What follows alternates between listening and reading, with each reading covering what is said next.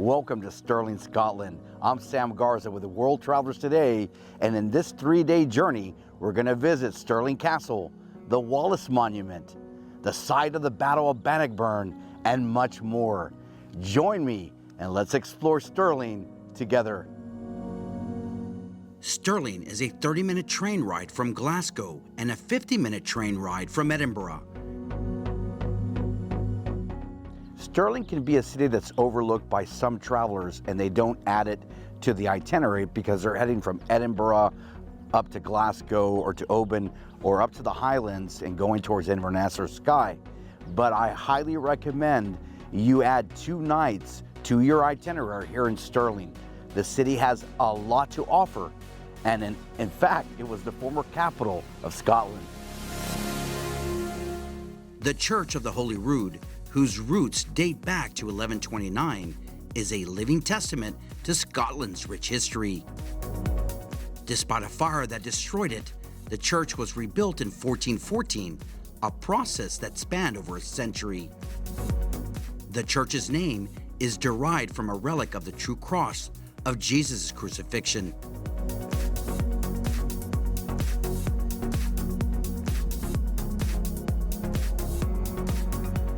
It was here that James VI was crowned King of Scots on July 29, 1567, and where John Knox delivered a sermon after the coronation.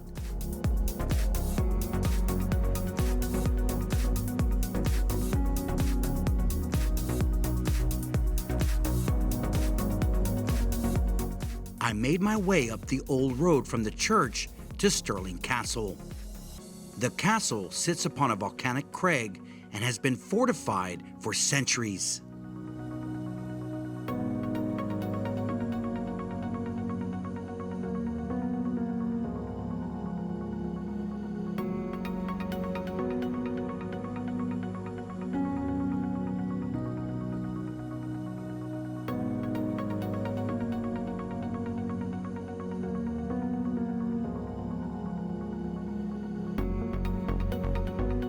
My first spot to visit was the Great Hall, completed for James IV in 1503.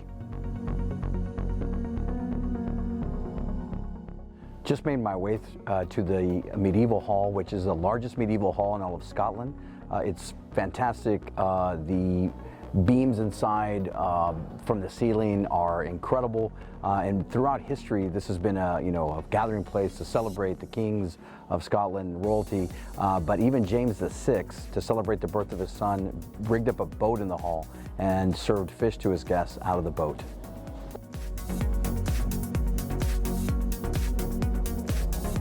After exploring the Great Hall, be sure to visit the exhibition in the palace and take a walk along the castle walls. This unique experience offers stunning panoramic views of the city and its surroundings, inspiring a sense of wonder and amazement.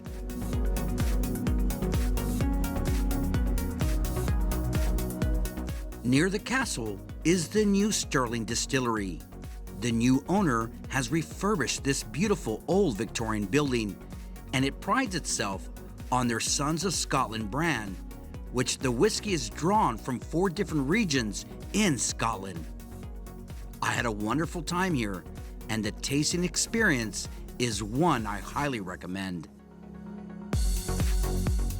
After Robert the Bruce had been consolidating power and gaining small victories throughout Scotland, Edward II, the King of England, gathered his forces and headed north to squash this rebellion once and for all. But Robert the Bruce started training his troops and gathering his forces near Stirling Castle, near the Bannockburn River. He picked that location specifically for its geography and how he could manipulate the battlefield. So he knew the terrain extremely well. So when the English forces came along the old Roman road, where Robert the Bruce had situated himself between the castle and the road, he could see them coming. So he was well prepared and his troops were well trained. So on the 23rd and 24th of June, the battle occurred and Robert the Bruce and his Scotsmen won an overwhelming victory. To learn more about the Battle of Bannockburn, visit the battle site near Stirling. Collect your tickets at the Welcome Center and then explore the beautiful grounds.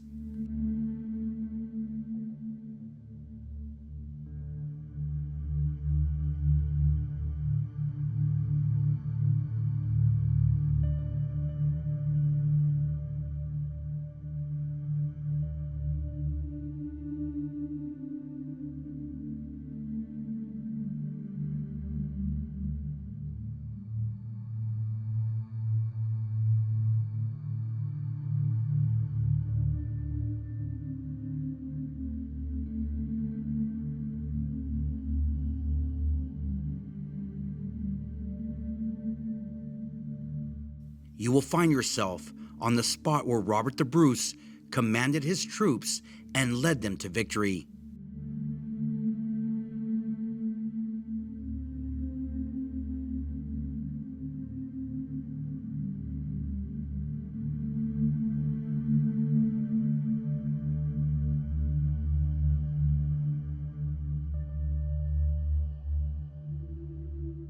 There are several info spots where you can see the battle site as it was in 1324.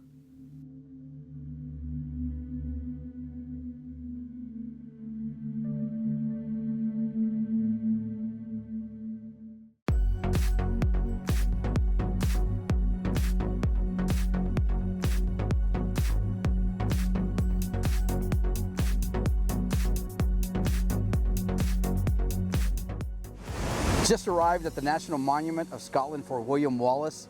It's a monument that was built 500 years after the Battle of Stirling Bridge, which happened in the valley here in front of us. That battle took place 500 years ago, where the Scottish army or rebels defeated the English forces. So we're going to go inside, check out the monument. There's a couple of museums inside, but the top level is closed due to the high wind that has a storm that hit yesterday. So let's go inside and see what this monument has to offer.